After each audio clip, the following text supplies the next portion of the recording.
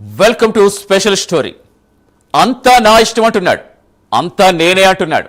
ప్రపంచ రాజకీయాల వేదికపైకి మాటలతో కాకుండా తుపాకులు తడుగు పెట్టేశాడు. ఒక దేశ సార్వభౌమాధికారాన్ని అపహాస్యం చేశాడు. అమెరికా ప్రెసిడెంట్గా ఉన్న ట్రంప్ వెనిజులా కూడా తానే తాత్కాలిక అధ్యక్షుడినంటూ ప్రకటించుకోవడం ఇప్పుడు సంచలనంగా మారింది. ట్రూత్ సోషల్ పోస్ట్లో పెట్టిన కేవలం సోషల్ మీడియా స్టంట్, సరదా వ్యాఖ్య కాదు, సైనిక బలంతో అమలు చేసిన రాజకీయ వ్యూహం. కార్కాస్లో పేలుళ్లు, వెనిజులా అధ్యక్షుడు ముదిరకు సంకుళ్లు, డిఏఈలో కస్టడీలో ఓ దేశాధ్యక్షుడు.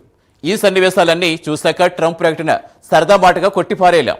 అయితే అసలు ప్రశ్న ఒక్కటే, ట్రంప్ లక్ష్యం డ్రగ్సా లేక చమురా?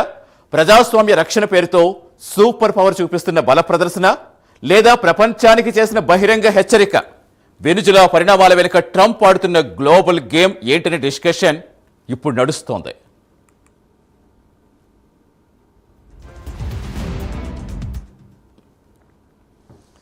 ఇక ఒక్క మాటలో చెప్పాలంటే అమెరికా ప్రెసిడెంట్ ట్రంప్ మరోసారి ప్రపంచ రాజకీయాలను షాకు గురి చేశారు. ఈసారి ఆయన చేసిన ప్రకటన ఒక దేశానికే కాదు, అంతర్జాతీయ వ్యవస్థకే సవాల్గా మారింది. తానే వెనిజులా తాత్కాలిక అధ్యక్షుడిగా ట్రంప్ ప్రకటించేసుకున్నారు. ట్రూత్ సోషల్లో వికీపీడియాను పోలిన ఓ ఎడిటెడ్ స్క్రీన్ షాట్ పోస్ట్ చేస్తూ ఈ ఏడాది జనవరి నుంచే వెనిజులా తాత్కాలిక అధ్యక్షుడిగా బాధ్యతలు చేపట్టినట్టుగా ట్రంప్ పేర్కొన్నారు. ఈ పోస్ట్ నెట్టింటి వైరల్ కావడంతో ప్రపంచవ్యాప్తంగా చర్చ మొదలైంది.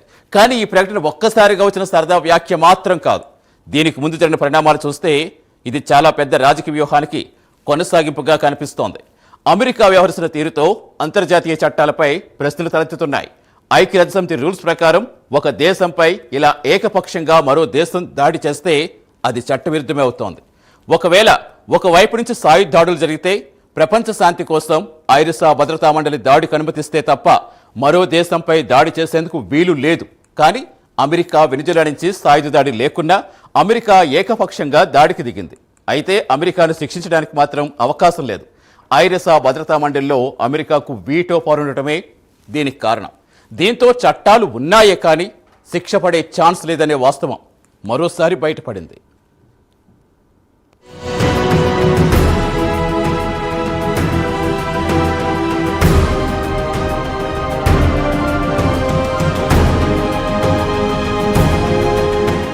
జనవరి 3 తెల్లవారుజామున వెనెజువెలా రాజధాని కారకస్ ఒక్కసారిగా దద్దరిల్లింది. భారీ పేలుళ్లు, మంటల్లో చిక్కుకున్న భవనాలు, నిలిచిపోయిన విద్యుత్ సరఫరా కారాకస్ యుద్ధ భూమిని తలపించింది. అయితే మాదక ద్రవ్యాల అక్రమ రవాణా కట్టడి పేరుతో వెనెజువెలాపై అమెరికా ఈ దాడులు చేసింది. మిరాండా, అరగ్వా, లా గుయోరో రాష్ట్రాల్లో అమెరికా వైమానిక దాడులు జరిగినట్లు అంతర్జాతీయ మీడియా వెల్లడించింది. దక్షిణ కారకస్లోని అతిపెద్ద సైనిక స్థావరం కూడా అంధకారంలోకి వెళ్లిపోయింది. ఈ దాడుల అనంతరం జరిగిన పరిణామం ప్రపంచాన్ని నివ్వెరపోయేలా చేసింది. వెనెజువెలా అధ్యక్షుడు నికోలస్ మదురోను అమెరికా స్పెషల్ ఫోర్స్ కారకస్లోనే అరెస్ట్ చేసింది.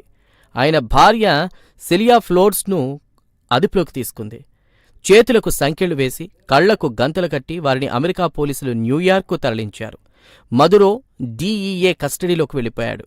ఇక మదురో చేతులకు సంకెళ్లు వేసిన వీడియో బయటకు రావడంతో ప్రపంచవ్యాప్తంగా తీవ్ర స్పందన వచ్చింది. ఓ స్వతంత్ర దేశ అధ్యక్షుడినే ఇలా తీసుకువెళ్లడం తీవ్ర చర్చనీయాంశమైంది.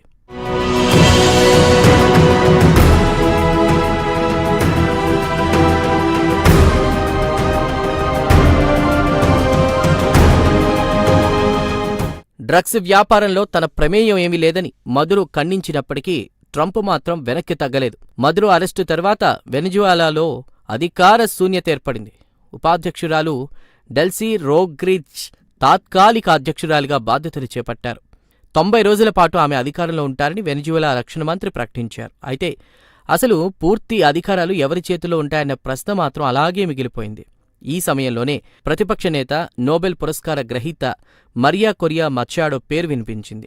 కానీ ఆమెకు ప్రజల్లో పెద్దగా మద్దతు లేదని ట్రంప్ వ్యాఖ్యానించారు.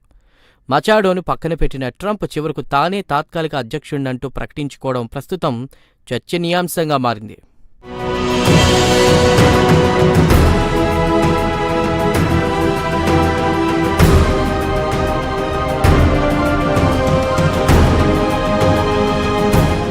ఇక ఈ మొత్తం పరిణామాల వెనక అసలు టార్గెట్ ఒక్కటే అని విశ్లేషకులు అంటున్నారు. అదే వెనెజువెలా చమురు.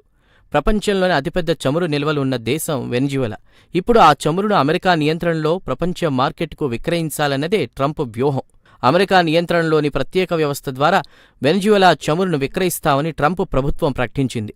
ఆ డబ్బును ప్రత్యేక ఖాతాల్లో ఉంచి వెనిజువెలా ప్రజల సంక్షేమం కోసమే వినియోగిస్తామని చెబుతోంది.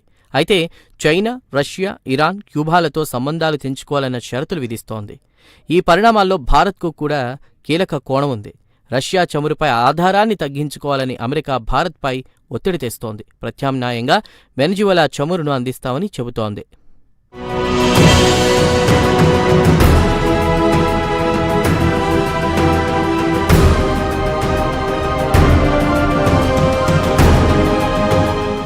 మరోవైపు ట్రంప్ చర్యలతో లాటిన్ అమెరికా దేశాల్లో భయం మొదలైంది. వెనిజులా అయిపోయింది, తర్వాత మెక్సికో, క్యూబా, కొలంబియా అంటూ ట్రంప్ హెచ్చరించినట్లు సమాచారం. నికోలస్ అరెస్టును ఖండించడంతోనే ఈ దేశాలకు ట్రంప్ హెచ్చరికలు జారీ చేశారు. దీంతో ట్రంప్ వ్యవహరిస్తున్న తీరుతో అంతర్జాతీయంగా పలు ప్రశ్నలు తలెత్తుతున్నాయి. ఇది డ్రగ్స్పై యుద్ధమా లేదా చమురుపై దాడా? ఇది ప్రజాస్వామ్య పరిరక్షణ లేదా వనరుల దోపిడీనా అనే ప్రశ్నలు తలెత్తుతున్నాయి. మరోవైపు తాత్కాలిక అధ్యక్షుడు నేనే అంటూ ట్రంప్ చేసిన ప్రకటన ఒక జోకా లేదా ప్రపంచానికి ఇచ్చిన స్పష్టమైన హెచ్చరిక అనే దానిపై కూడా ప్రస్తుతం ప్రపంచవ్యాప్తంగా చర్చ జరుగుతోంది.